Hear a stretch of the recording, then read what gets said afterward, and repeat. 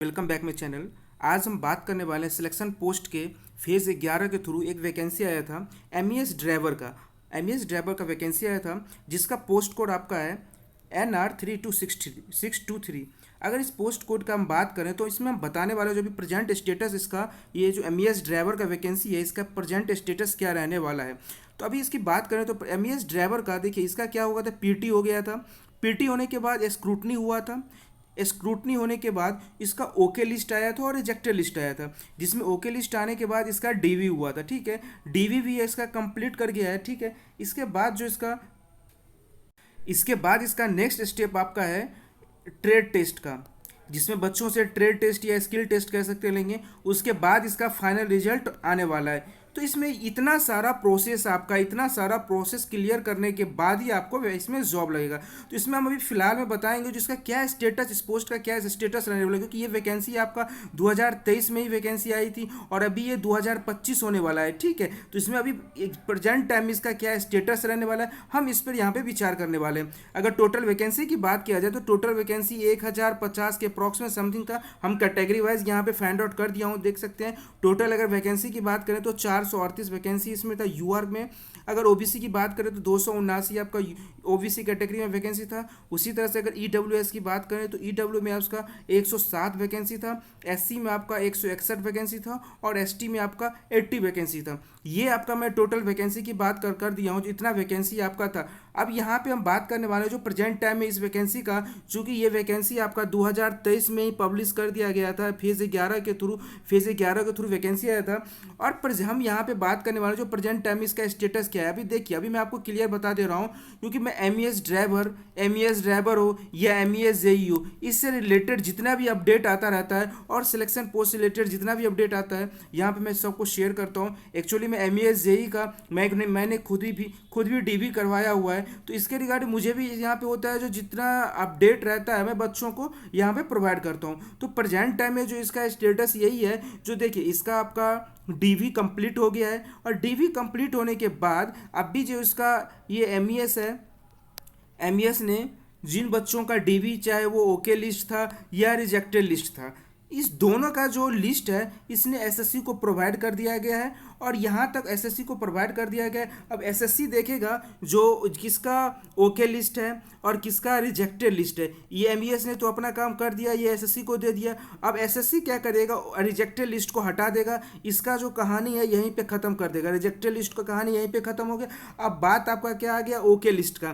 तो okay list का SSC क्या करेगा, इसकी जो संभावना है मैं आपको पहले बता दे रहा हूँ, जो ये कोई आपका ऑफिशियली नोटिस नहीं है, लेकिन जो एक सोर्स है उस सोर्स से मुझे पता चला है जो इसका जो आपका ट्रेड टेस्ट होने वाला है ना, तो ये अभी आपका क्या चल रहा है, मई चल रहा है।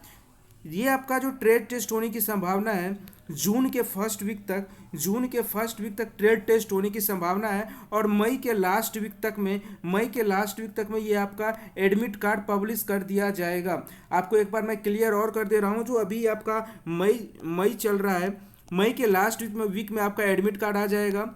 और उसके बाद जो आपका जून का फर्स्ट वीक में आपका ट्रेड टेस्ट होने की संभावना है। जब आपका ट्रेड टेस्ट हो जाएगा तो तुरंत आपका आफ्टर 1 या 2 मंथ आपका फाइनल रिजल्ट भी दे दिया जाएगा। अब बात आता है ट्रेड टेस्ट का, तो जो कैंडिडेट अगर ये सोच रहे हैं ना, जो जिनका डीवी अभी 100% ओके हो गया, डीबी में कोई दिक्कत हुआ ही नहीं है, अब वो सोच रहे हैं जब एडमिट कार्ड आएगा और देन जाकर के हम ट्रेड टेस्ट सीखेंगे, उसके बाद में उसमें फाइनल सिलेक्शन होगा, तो मैं बता दूं बच्चे पहले ही छट जाएंगे, क्योंकि ट्रेड टेस्ट आपका है उतना आसान भी नहीं है। इसीलिए मैं आप लोग को पहले से बता दे रहा हूँ, क्योंकि देखिए आपने डीवी कराया है और आपको पता हो गया जो आपका ओके लिस्ट में जाएगा कि रिजेक्टेड लिस्ट में जाएगा। ये क्योंकि वहाँ पे जाने के बाद ना, आपके जब वहाँ पे आप गए होंगे डीवी कराने के बाद, तो जो कैंडिडेट डीवी किया होगा उसके पास 2 लिस्ट था।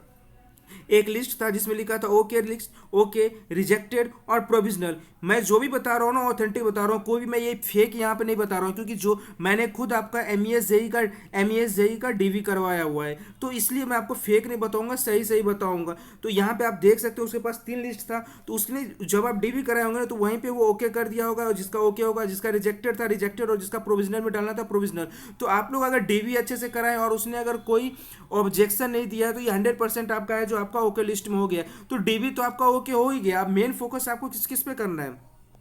अगर आपने फाइनल सिलेक्शन इसमें चाहते हो तो आपको मेन फोकस करना है ट्रेड टेस्ट में करना है, क्योंकि यहीं से आपको यहाँ से ही आपको कंपटीशन होने वाला है। क्योंकि देखिए आपने पीटी क्वालिफाइड किया, फिर स्क्रूटनी किया, फिर डीवी किया, तो आप कोशिश कीजिए ये ट्रेड टेस्ट से बाहर ना होए, क्योंकि एक यहाँ पे आपको फाइनल सिलेक्शन लेके ही बाहर जाना है। तो इसीलिए मैं आपको बता रहा हूँ ज़्यादा टाइम आपको ये देगा नहीं। और आप अगर चाहते हैं जो लास्ट मोमेंट में अगर आप ये कोशिश करेंगे जो हम ट्रेड टेस्ट कर लेंगे, जब मेरा एडमिट कार्ड पब्लिश कर दिया करेगा देन जा करके आप ट्रेड टेस्ट आपका इसका प्रैक्टिस करेंगे, तो वहाँ पे आप फेल हो जाएंगे। इसलिए कोशिश कीजिए जो ट्रेड टेस्ट उतना आसान भी नहीं है, ठीक है। इसलिए कोशिश कीजिए जो ट्रेड टेस्ट पे आप लोग 100% फोकस करें, और इस पर कोशिश कीजिए इस पर 100% फोकस करके इस ट्रेड टेस्ट को हम पास कर लें। क्योंकि यहाँ पे देखिए क्या होता है, क्योंकि वहाँ पे आपको वहाँ पे कौन सा व्हीकल देगा ये भी हो सकता है, जो आपको एच एम भी देगा या एल एम भी देगा, वहाँ पे कुछ कहा नहीं जा सकता क्यों देगा, लेकिन ज़्यादा चांस है आपको एल एम भी ही देगा।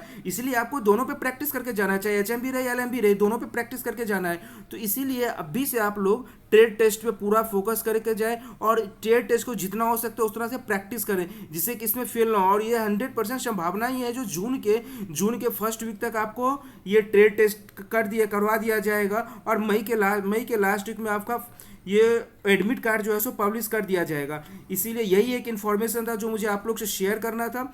तो इसीलिए मैं आपको बता रहा हूँ जो अगर एसएससी या सिलेक्शन पोस्ट रहे या एमईएस जेई या एमईएस ड्राइवर से रिलेटेड कोई भी अगर अपडेट होता है ना भाई, तो अगर आप देख सकते हैं इसका कोई नोटिस भी नहीं होता है, अगर कोई सोर्स से भी पता चलता है ना, तो मैं अपने यूट्यूब चैनल पे सबसे पहले अपलोड करता हूँ, जिससे कि हर एक वो स्टूडेंट को पता चल जाए और उसको अपनी प्रिपरेशन करने में आसानी हो। इसलिए आप अगर हमारे चैनल पर न्यू है तो चैनल को जरूर सब्सक्राइब और शेयर करें, क्योंकि यहाँ पे मैं कोई भी एक ऐप देख सकते हैं, वीडियो चेक करेंगे, कोई भी मैं इन्फॉर्मेशन फेक नहीं करता हूँ, जो भी करता हूँ आपको ऑथेंटिक यहाँ पे मैं बताता हूँ। अगर आप एसएससी सीजीएल के स्टूडेंट हो तो यहाँ पे आप मेरे यूट्यूब प्लेलिस्ट में जाएंगे, वहाँ पे मैंने अभी अब जैसे देखिए सीजीएल में आपका 10,000 के नियर अबाउट वैकेंसी आने वाला है, तो वैकेंसी अभी कितना आएगा 10,000 आएगा, लेकिन इसमें मैंने आरटीआई के तहत कितना टोटल वैकेंसी आएगा, चाहे इनकम टैक्स इंस्पेक्टर में हो, चाहे जीएसटी इंस्पेक्टर में हो, या टैक्स असिस्टेंट में हो, तो मैंने जो आरटीआई लगाया था ना उसके तहत जो वीडियो बना था आप हमारे प्लेलिस्ट में जाके देख सकते हो, वहाँ पर मैंने अपलोड कर दिया है। तो इसीलिए जितना भी आपका एसएससी या रेलवे या सिलेक्शन पोस्ट से रिलेटेड वीडियो तो मैं यहाँ पे अपलोड करता हूँ, तो हमारे चैनल को जरूर सब्सक्राइब और शेयर करें। Thank you.